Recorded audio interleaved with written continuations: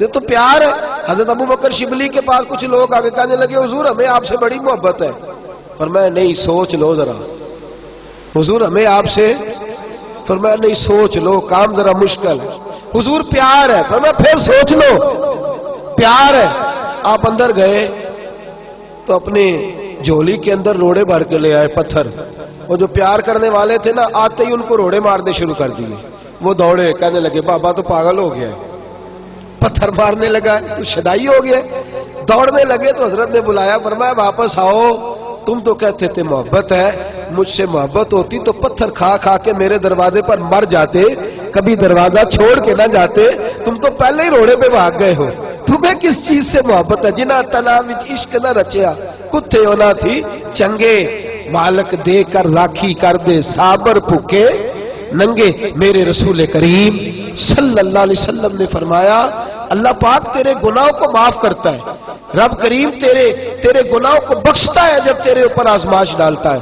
میرے نبی کریم صلی اللہ علیہ وسلم کے ایک چچا زاد بھائی حضرت زبیر بن عوام، نام سنا ہوا ہے؟ بولیے کیا نام ہے جی؟ سارے بولے۔ عشرہ مبشرہ صحابی ہیں جناب زبیر بن عوام۔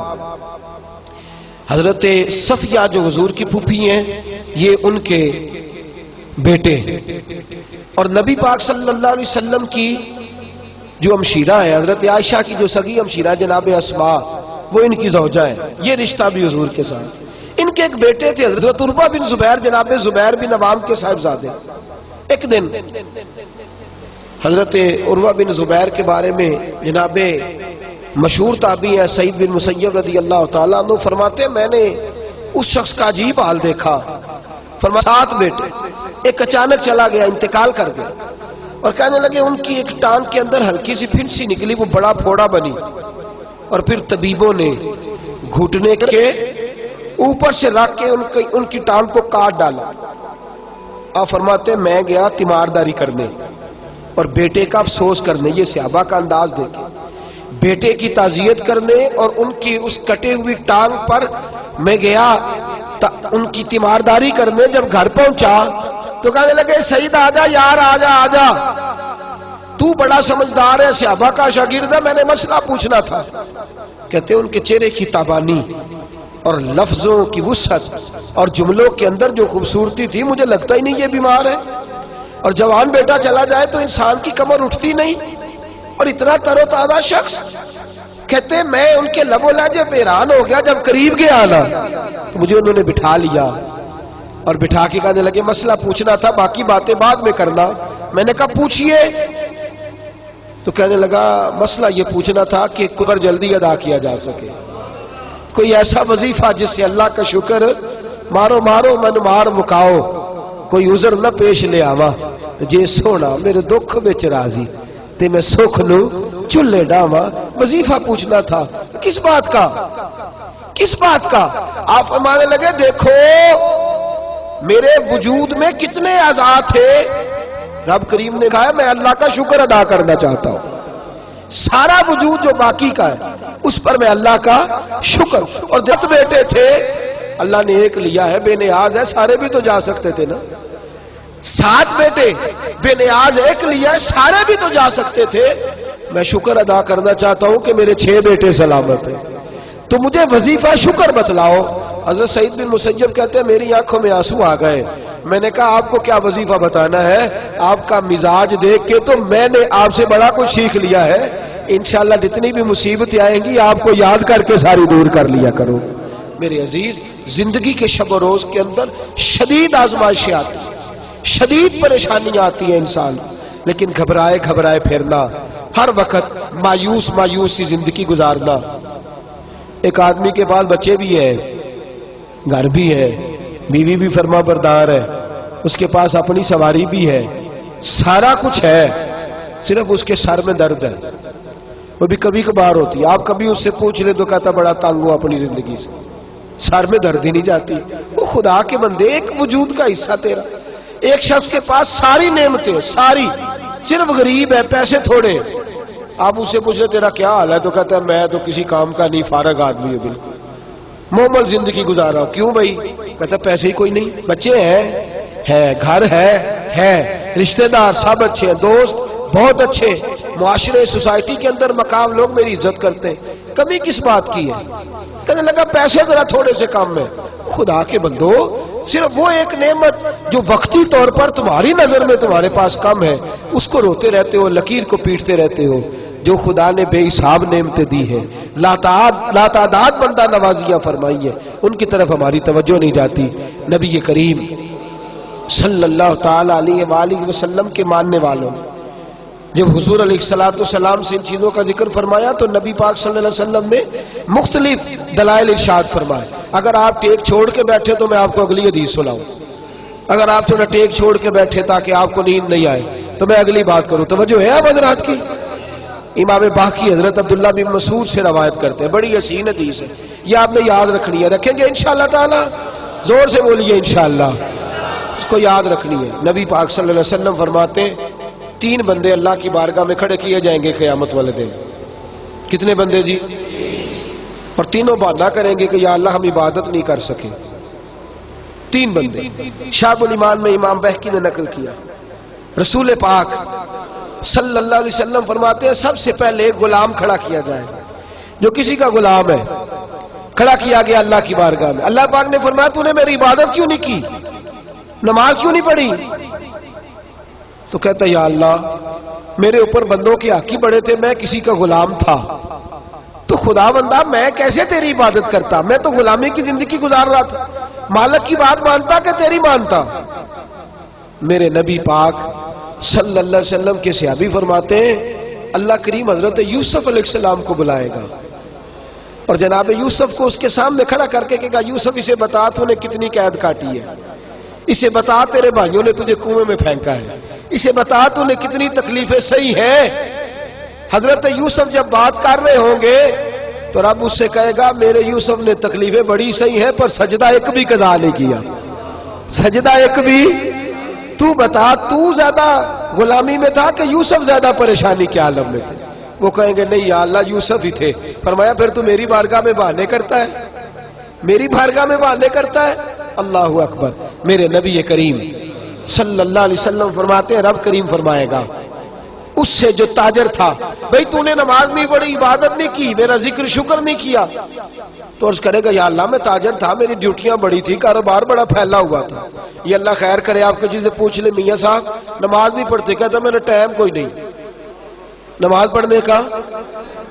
تو میں نے کہا بڑی اچھی بات ہے، اللہ خیر فرمائے، اللہ معاف فرمائے، اللہ اپنی رحمت کرے، ٹانگ ٹوٹ جائے نا آج تو لٹا لیں گے ڈاکٹر صاحب، 3-4 پلیٹیں ڈالیں گے، 6 مہینے کام کو نہیں کرنے دیں گے، تو پھر آپ کا کیا خیال ہے آپ کے بچوں کی روٹی عرش سے گرے گی؟ کھائیں گے کھانا کہ نہیں؟ نظام روک جائے گا دنیا کا میرا خیال ہے۔ جتنے تاجر فوت ہو گئے اس کے بعد تجارت ختم ہو گئی دنیا میں، بہانہ کرتے ہم۔ میرے نبی کریم صلی اللہ علیہ وسلم فرماتے تاجر سے پوچھا جائے گا تو نے عبادت کیوں نہیں کی، عبادت کیوں نہیں کی؟ تو عرض کرے گا یا اللہ کام بڑے تھے، تجارت لمبی چوڑی تھی، پھیلی ہوئی، ادھر بھی ڈیوٹی ادھر بھی ڈیوٹی، وہاں بھی جانا یہاں بھی جانا۔ اللہ حضرت سلیمان علیہ السلام کو بلائے گا اور بلا کے کہے گا سلیمان تو پوری دنیا کا حکمران تھا اور پوری دنیا کی تجارت کرنے والا تھا، تو زیادہ مصروف تھا کہ سلیمان زیادہ مصروف تھے؟ حضرت سلیمان علیہ السلام بتائیں گے کہ میری کتنی ڈیوٹی تھی، صرف ایک گھر کی نہیں، ایک وطن کی نہیں، ایک صوبے کی نہیں، پوری دنیا کی۔ اور ساتھ حال یہ ہے کہ صرف انسانوں کی نہیں، جنوں کی ڈیوٹی بھی میری ہے، زمین پر بسنے والے جانوروں کی ڈیوٹی بھی میری ہے۔ اللہ فرمائیں گے یہ اتنی مصروفیت کے باوجود ہر وقت میری بارگاہ میں جھکا رہتا تھا، تو ہی زیادہ مصروف تھا۔ تیسرے ایک بندے کو بلایا جائے گا جو مجبور تھا، بیمار تھا، پریشان تھا، اس کو بلا کے اللہ فرمائے گا تو نے عبادت کیوں نہیں کی؟ یا اللہ میں بیمار رہتا تھا، یا اللہ میں پریشان رہتا تھا، میں مصیبت میں رہتا تھا، تو نے مجھے آزمائش میں ڈالا تھا۔ میرے حبیب فرماتے ہیں اللہ کریم حضرت ایوب علیہ السلام کو بلائے گا، حضرت جن کے پورے وجود میں درد رہتی تھی، پورا وجود تکلیف کا شکار تھا، 7 بیٹے ایک دن میں انتقال کر گئے، کھیت کھلیان باغ اجڑ گئے، مجنو بن کے وچ بازارا کدی ککھا وانگ رلائے تے کدی کہایا کنبا سارا، سر نیزے اتے چڑھائے، آدم یار مناؤن دی خاطر اسا کی پیس وٹائے، فرمایا حضرت ایوب کو کھڑا کر کے اللہ فرمائیں گے تو زیادہ بیمار تھا کہ ایوب؟ تو زیادہ تکلیف میں تھا کہ ایوب؟ یا اللہ نہیں، درد تو انہیں زیادہ تھا، تکلیف تو انہیں زیادہ تھی. تو اللہ فرمائے گے اس کا تو ایک سجدہ بھی قضا نہیں ہوا، ایک سجدہ بھی قضا نہیں ہوا. اور تو کہتا تھا جناب بندہ ٹینشن میں ہو تو نماز تو نہیں نہ پڑھی جاتی، بندہ پریشان ہو تو بندہ پریشان ہو تو تنخواہ پکڑی جاتی ہے، بندہ پریشان ہو تو دنیاوی باتیں ساری ہوتی ہیں. میرے دوستو اتنی آزمائشیں نہیں جتنا اپنے اپنے وجود پر بوجھ ڈالا ہے. میرے رسول کریم صلی اللہ علیہ وسلم نے مزاج دیا ہے، صحابہ کو سمجھایا ہے. اور صحابہ کرام کا تو طریقہ یہ تھا، وہ تو آزمائش کو پکڑ کر گلے آزمائش کو تھامتے تھے، اور جو آزمائش میں نہیں ہوتا تھا اس سے پریشان ہوتے. ذرا توجہ فرمائیے، حضرت خالد بن ولید کا نام سنا ہے؟ یہ سیف اللہ ہے، اللہ کی تلوار. حضرت خالد بن ولید نے اپنی بیوی کو طلاق دے دی اور بڑا عرصہ وقت اچھا گزرا، طلاق ہو گئی، بیوی چلی گئی. ایک باغ بھی دیا تحفے میں. بعد میں ایک آدمی پوچھنے لگا حضور آپ نے بیوی کو طلاق دے دی، کیا معاملہ تھا؟ آپ فرمانے لگے کوئی مسئلہ نہیں، میری بیوی بڑی نیک تھی، پرہیزگار تھی، اچھی تھی، فرما بردار. انداز دیکھیے گا. کہنے لگا جناب عجیب بات ہے، طلاق بھی دے دی اور اچھی بھی بڑی تھی، کس بات پہ طلاق دی؟ آپ فرمانے لگے وہ میرے ساتھ 27 سال رہی ہے. کتنے سال؟ اور میں انتظار کرتا رہا ہوں. میرے نبی پاک صلی اللہ علیہ وسلم نے فرمایا جس کو اللہ تکلیف نہیں دیتا اس سے اللہ ناراض ہوتا ہے. میں نے 27 سال انتظار کیا، اس کو تو کبھی سر میں درد نہیں ہوا تھا. تو آپ فرماتے ہیں میں نے اسے ایک باغ دے کے بھیج دیا اس کے میکے. میں نے کہا تیرے اوپر چونکہ آزمائش نہیں آتی تو کہیں ایسا نہ ہو اللہ تجھ سے ناراض ہے تو مجھ سے بھی ہو جائے. مانے لگے اس خیال میں نے اس کو بھیج دیا ہے کہ اس پہ تو تکلیف ہی کبھی نہیں آئی. ہمارے ہاں ذرا ذرا سی آزمائشیں ہیں اور لمبے چوڑے پہاڑ ہیں. اور ایک اور بات سن لیں، آزمائشوں میں جو جینا سیکھ جاتا ہے نا، رب کریم اسے درجے بھی بڑے ہی عطا فرماتا ہے. جس کا دنیا میں کوئی سہارا نہیں نہ بنتا پھر اسے خدا کی رحمت آگے بڑھ کے سہارا عطا فرماتی ہے. اپنی زندگی کے اندر آزمائش سے لڑنا، تکلیف سہنا، ذہن بنا لے تکلیفیں آئیں گی، آزمائشیں آئیں گی، بیماری آئیں گی، مجھے برداشت کرنا. جس کے اندر برداشت ہے اس کا حوصلہ بہت بڑا ہے، اور جو برداشت سے آ رہی ہے وہ ختم ہو جائے. میرے رسول کریم صلی اللہ علیہ وسلم کی صحابیہ حضرت اسماء بنت ابی بکر صدیق، جناب صدیق اکبر رضی اللہ تعالی عنہ کی صاحبزادی ہیں، حضرت عائشہ کی بڑی بہن ہے. یہ وہی ہے جو غار ثور میں میرے نبی کو کھانا پہنچایا کرتی. 90 سال سے زیادہ عمر ہوگی حضرت اسماء کی، اور ان کے صاحبزادے عبداللہ بن زبیر رضی اللہ تعالیٰ عنہ. 90 سال سے زیادہ عمر ہوگی اور ان کے صاحبزادے لڑائی کر رہے ہیں حجاج بن یوسف کے ساتھ. آنکھوں سے انہیں نظر نہیں آتا حضرت اسماء کو، بوڑھی ہو گئی، صاحبزادہ جہاد کر رہا ہے. حضرت عبداللہ بن زبیر اپنی والدہ کے پاس آئے اور آ کے کہنے لگے اماں میرے کچھ ساتھی بھاگ گئے ہیں، کچھ کمزور ہو گئے، حجاج کے ساتھ میرا مقابلہ ہے. والدہ بڑا کم نظر آتا ہے، پریشان ہے، 90 سال سے زیادہ عمر ہے. اور ماں گلی میں جھگڑا ہو رہا ہو تو بیٹے سے کہتی ہے بیٹے تو اندر آ جا جلدی سے، تو نہ بیچ میں حصہ لے لے. والدہ سے آ کے پوچھتے ہیں اماں میں کیا کروں، حجاج کے خلاف لڑ رہا ہوں، بہت سارے ساتھی کچھ چلے گئے ہیں ڈر کے، کچھ جو ہے وہ کمزور پڑ گئے، کچھ نے وہ بزدل نہیں ہے، وہ کمزور نہیں، لیکن انہوں نے حکمت سمجھی ہے تھوڑی دیر کے لیے چلا جانا.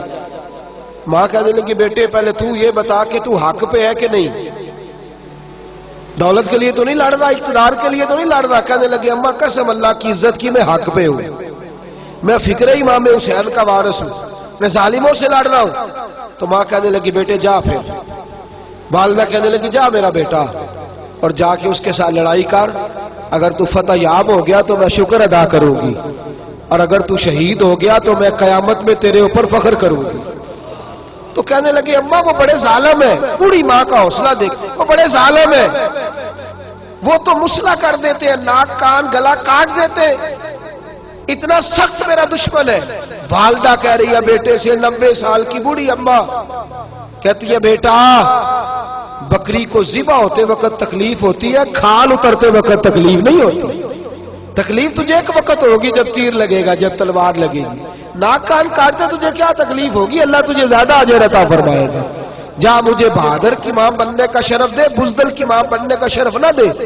یہ دلیر ماں کا حوصلہ، یہ لفظ کیا کہ بیٹے کو بھیجا۔ حضرت عبداللہ بن زبیر لڑے، 14 دن تک آپ کی لاش لٹکی رہی، لیکن 14 دنوں تک آپ کے وجود سے خوشبو ہی آتی رہی۔ حجاج بن یوسف نے آپ کی ماں کو بلایا، حضرت اسماء آئی، کہنے لگا تجھے پتہ ہے تیرے بیٹے کی لاش لٹک رہی ہے؟ کہنے لگی کیا کہا؟ لٹک رہی ہے؟ ہاں تیرے بیٹے کی لاش لٹک، کیا کہتے ہو؟ تیرے بیٹے کی لاش لٹک رہی ہے، پھر بتا لو۔ تیرے بیٹے کی لاش لٹک رہی ہے۔ تو آپ فرمانے لگی شکر ہے اللہ کا، میرے بیٹے کی لاش لٹک رہی ہے، کہیں جھکی ہوئی تو نہیں ہے نا، کسی ظالم کے آگے جھک تو نہیں نا گئی، کہیں اس نے گلا کٹایا ہے، کہیں جھکایا تو نہیں نا، شکر ہے میں اللہ تعالیٰ کا۔ کہنے لگے تو مجھ سے سفارش نہیں کرے گی کہ اس کی لاش کو ہٹا دوں؟ آپ فرمانے لگے جس رب نے اسے شہید ہونے کا حوصلہ دیا ہے وہ اسے قبر کی اعلیٰ جگہ بھی عطا فرمائے گا۔ حضرت عبداللہ بن زبیر جنت المعلیٰ میں آرام فرما رہے ہیں، اور سرخیل ہے وہاں کے مسلمانوں کے عزیزوں، تکلیفوں کو آگے بڑھ کے وصول کرنا۔ ذرا ذرا سی بات پہ لوگ چیختے چلاتے ہیں، کفر بولتے ہیں، گھروں میں فوتگی ہو جائے تو کفر۔ حضرت جعفر طیار شہید ہوئے، حضرت علی کے سگے بھائی تو ان کے گھر کی عورتیں رونے لگی، حضور نے فرمایا جاؤ انہیں چپ کراؤ۔ صحابہ گئے، خاموش نہیں، پھر رونے لگی، فرمایا چپ کراؤ انہیں، پھر چیخنے لگی۔ تیسری بار حضور نے فرمایا نہیں چپ کرتی تو ان کے منہ میں خاک ڈال دو، انہیں پتہ نہیں جو بین کرے، سر پھاڑے اور اپنے چہرے پر اپنے ہاتھ مارے وہ تو میری امت میں شامل ہی نہیں ہے، تو میری امت میں شامل ہی نہیں۔ میرے عزیزوں، شریعت اسلامیہ حوصلے کی بات کرتی ہے، صبر کی بات کرتی ہے۔ گھروں کے اندر ذرا ذرا سی بات پہ بے صبری کرنا، ذرا 2-4 جملے بھی ہم ہضم نہیں کر سکتے، ایک بے رخی بھی ہم ہضم نہیں کر سکتے، تھوڑی دیر کے لیے بھی کوئی آنے والی تکلیف ہم برداشت نہیں کرتے۔ بے صبری ہے، ہماری کم حوصلہ ہے، اور تحمل مزاجی سے دور چلے گئے ہیں، اس لیے ہمارے غم بھی روز بروز بڑھتے چلے جا رہے ہیں۔ رب کائنات کی بارگاہ میں یہ التجا کیا کرے اللہ ہمیں حوصلے عطا فرمائے، اور ساتھ رب کریم ہمارے اوپر وہ والا فضل فرمائے اس طرح وہ اپنے نیک بندوں پر فضل فرماتا ہے، اور اللہ ہمیں حوصلے اور صبر کے ساتھ زندگی کے ایام گزارنے کی توفیق عطا فرمائے، ہمیشہ مدحت خیر الانام میں گزرے۔ دعا ہے یہ عمر درود و سلام میں گزرے۔ آخر دعوانا ان الحمدللہ۔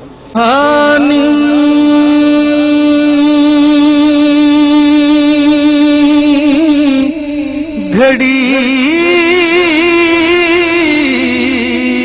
چمکا طیبہ کا چاند سہانی،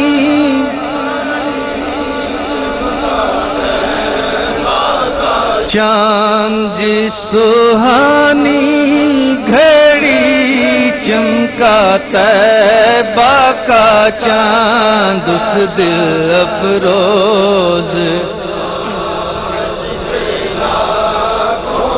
سلام مصطفیٰ جان رحمت پہ، یا رسول اللہ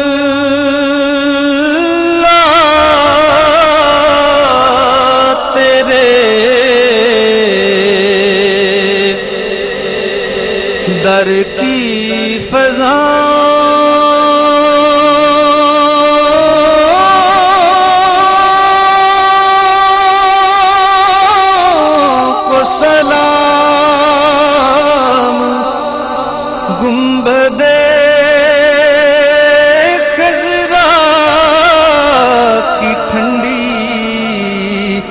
ٹھنڈی چھاؤں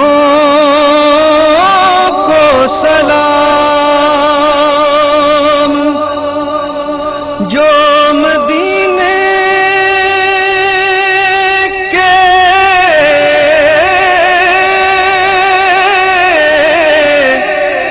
گلی کوچوں میں دیتے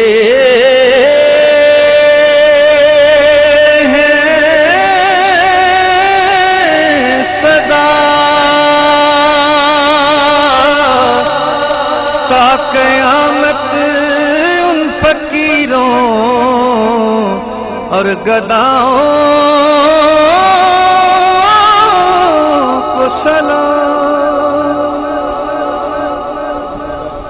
محمد معدن الجود والکرم وآلہ مبارک وسلم۔